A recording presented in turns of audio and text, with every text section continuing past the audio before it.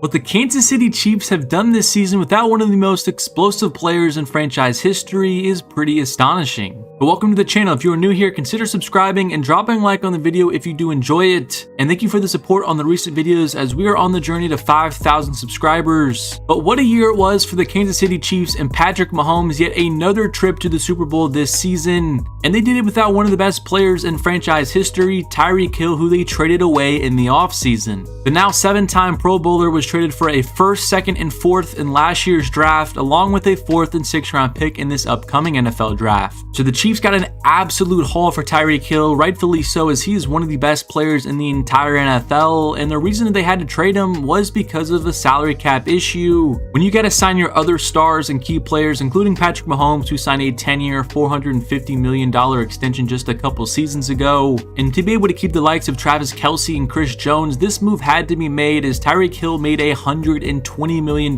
from the Miami Dolphins. So going into the season, many people had questions how this offense would function without him, because he's been such a huge part of that team for many years now, and the Chiefs offense did not skip a beat whatsoever. In scoring offense, the Chiefs had the #1 offense in football with 29.2 points per game. They also remained first in total yards with over 7,413 yards per game. And despite losing his best wide receiver, Patrick Mahomes still led the NFL in passing yards with 5,062, almost 500 yards ahead of the next closest player. And along with 41 touchdowns and his highest completion percentage of his career with 67, many people have crowned this as Patrick Mahomes' greatest achievement so far in his career with what he was able to do without Tyreek on his team this year. It's very likely that Patrick Mahomes is going to win his second MVP, so it's clear that Patrick Mahomes and the Kansas City Chiefs offense did not need Tyreek to function.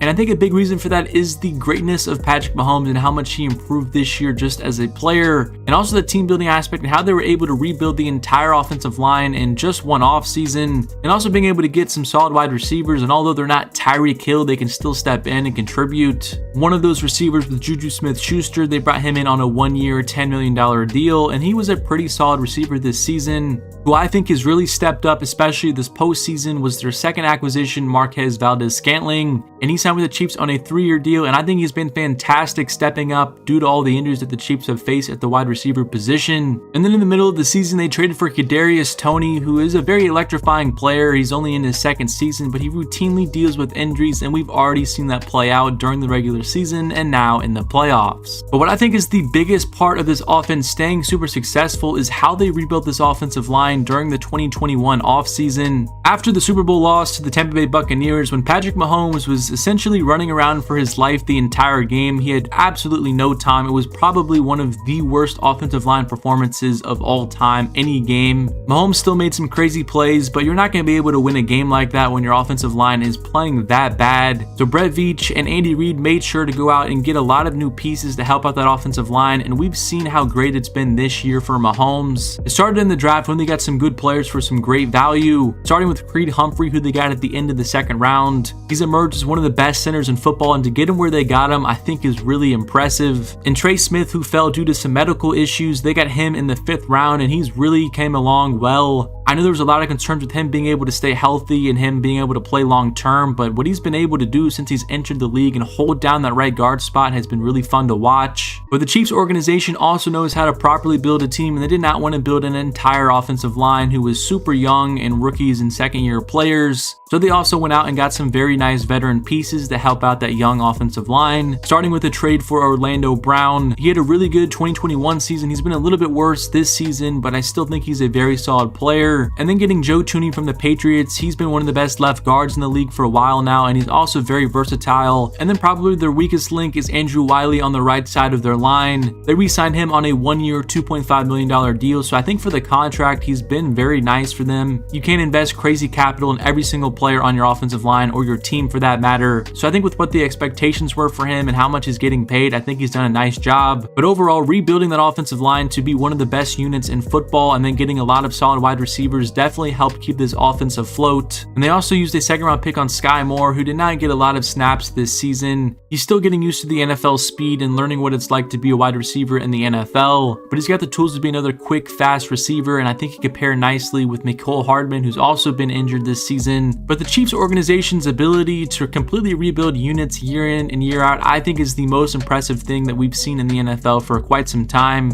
Through completely tearing down the offensive line and building it up through trades, free agency, and in the draft, I think is pretty remarkable. And they did it again this offseason with their wide receiver core when they traded away Tyreek Hill, they lost Demarcus Robinson, and Byron Pringle. So that is how the Chiefs have rebuilt their offense the past 2 seasons to really accommodate Mahomes, getting him a great offensive line and still giving him some solid wide receivers to throw the ball to. Something that has emerged for them this season is their running game, and I think it has to do with, again, them finding some nice studs late in the draft. Isaiah Pacheco out of Rutgers was drafted in the 7th round by the Chiefs, and he has been an absolute stud this year for them. He finished the year with only 830 yards and 5 touchdowns, but he was not the running back one for most of the season. He took over towards the later part of the year. He averaged 4.9 yards per carry, which is one of the best in the NFL, and just watching him in the playoffs exploding off defenders and using his crazy speed to take plays to the house really brings a whole nother element to their offense. The Chiefs still have Jerick McKinnon, who's kind of now used as the 3rd down back, catching passes out of the backfield, blocking for Mahomes. He's been used in that role, and he's done a very nice job in that as well. So as far as offensive personnel, I think the Chiefs are as deep as they have been in years. On top of rebuilding some key units on their offense, they also had more capital and space now to help rebuild their defense, which has been really struggling ever since Mahomes took over in Kansas City. They almost used all their premium picks on defensive players. The Chiefs' 1st round pick last year was Trent McDuffie out of Washington. They desperately needed some help in the secondary to replace Travarius Ward, so Trent McDuffie stepped in to replace him. They used their 2nd first-round pick to draft George Karlaftis, a defensive end out of Purdue. They paired him with Chris Jones and Frank Clark, so they're getting a little bit more depth for their pass rush. And then in the 2nd, 3rd, and 4th round, they took even more defenders. Brian Cook, a safety out of Cincinnati, Leo Chanel, a linebacker out of Wisconsin, and Joshua Williams out of Fayetteville State. So they have poured a ton of resources into that defense this past year, and it has improved. The Chiefs ranked 16th in the NFL in points allowed per game with 21.7 in the regular season. So they're about a middle of the pack defense, which is definitely not where you want to be, but they have improved from the past couple of seasons. And a big reason for that is Chris Jones emerging as one of the best players in all of football. Aaron Donald didn't play much this entire season, so I feel comfortable saying that Chris Jones was the best defensive tackle we saw this year. He had 15.5 sacks on the season, and he's really the only real star-studded player on that defense. Unlike the other Defensive Player of the Year nominees like Nick Bosa or Micah Parsons, who have a lot of other really good players around them, it's kind of a one-man show in Kansas City with Chris Jones, but he single-handedly shut down Joe Burrow and the Cincinnati Bengals offense this past weekend, and I think he deserves a lot more credit for his play this season and how good he's been. So with all the roster rebuilding and how great of a job Andy Reid and Brett Veach have done, the emergence of Chris Jones and hitting on some young players on defense, and the generational play from Patrick Mahomes has tied all these things together and really made it work this season, and I'm really excited to see this team play in the Super Bowl. All season long, people counted out the Chiefs to make it. The Bills were a Super Bowl favorite all season long. The Bengals became a Super Bowl favorite during the playoffs, and nobody believed the Chiefs could go do it. And now that we have arrived to the Super Bowl, people are still doubting the Chiefs having a chance in this game. But I think anytime you have Patrick Mahomes and Andy Reid, you're going to have a chance to win, and I think that's why things are going to get really interesting in the Super Bowl next Sunday. But thank you guys so much for watching the video. If you are new to the channel, be sure to subscribe and drop a like on the video if you did enjoy it. Let me know what you think of the Kansas City Chiefs and how they were able to overcome the loss of Tyreek Hill with all the roster construction and the play of Patrick Mahomes this season. But anyway, thank you so much for watching the video, and I will catch you guys in the next one.